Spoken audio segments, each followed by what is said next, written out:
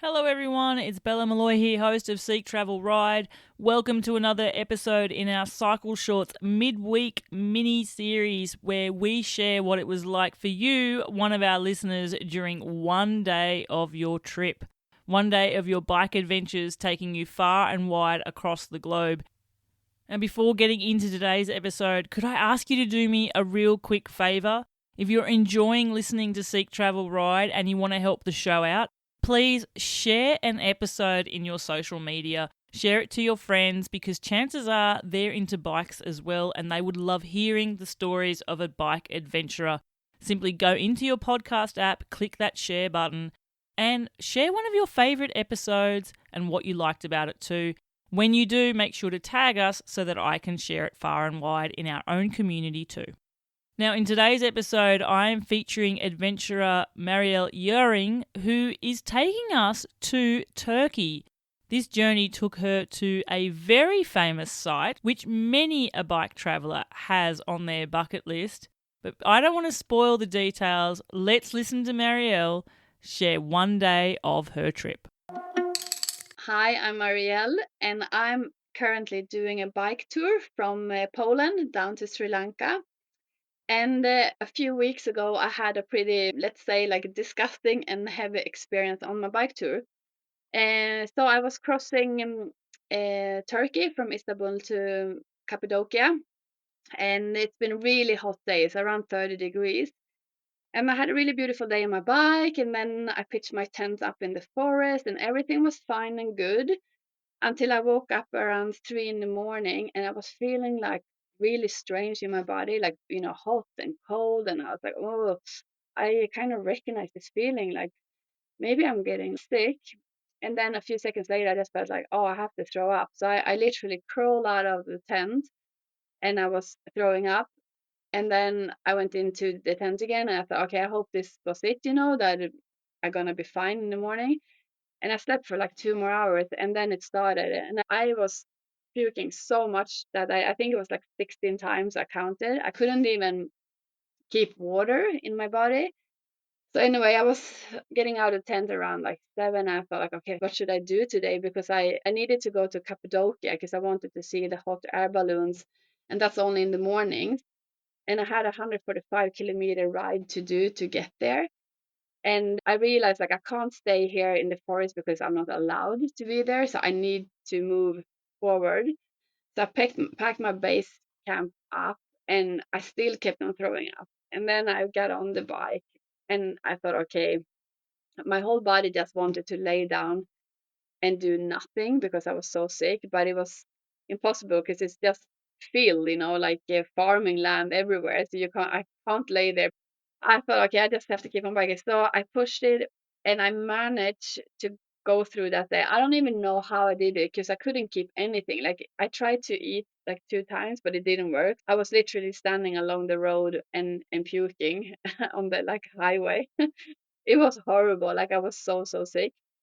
And also water, it didn't like my body didn't want to keep it. So anyway, I pushed it and I managed to bike this 145 kilometers, which like now when I look back on it, I don't understand how I managed to do it. And it was not flat. I had like 1,000 kilometer elevation that day as well.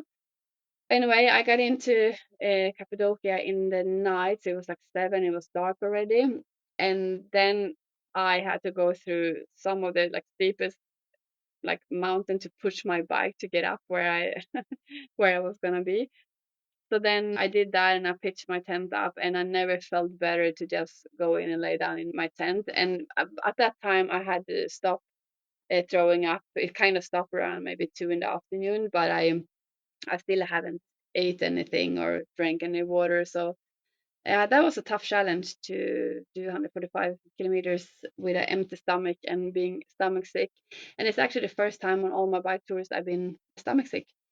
But then it was all worth it in the morning, in the sunrise, when I woke up and I came out and saw all the hot air balloons and this unreal landscape. So it kind of made sense the day after. But yeah, that was one of the tougher day on my bike, I would say.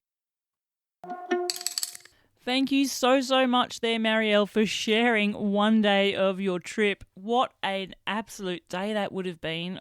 You know what, Marielle? I've interviewed many guests who've told me about the struggles of being sick while on a tour, and each time I hear them recount those tales, I try to put myself in their shoes and wonder, how would I go if I was on that journey and that was happening to me?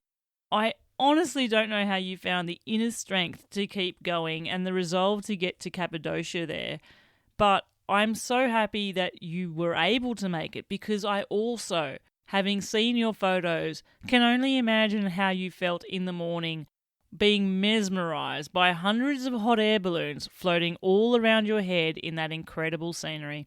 Thank you so much for sharing your story, and listeners, keep an eye out in the weeks to come where I share a full featured episode with Marielle and her bike adventures as well. Thank you so much, Marielle. Now, listeners, this is where I love giving a shout out to my amazing super fans who are supporting me and the episodes that I am producing here on Seek Travel Ride by buying me a virtual coffee. This week, I would like to say a big thank you to Martin Noakes, who said, "Love the podcast," from Canberra, Australia. Thank you so much, Martin. I have a real soft spot for Canberra, Australia, because many listeners will know that's where I'm from. And I love all the cycling that's around there. I especially love the idea that you're listening to me potentially while you're having adventures on the very roads and trails I personally would have ridden on. Thanks so much, Martin, for supporting the show. I also have to reach out to somebody called Someone. Yes, another person who's decided to donate anonymously, and they have said, "Awesome show. You have a unique voice, interview style, and personal touch. I love your show." Well, thank you so much, Someone. I wish I could know who you were and give you a proper shout out to your name, but just know that I am full of appreciation for the support that you're showing me here on Seek Travel Ride.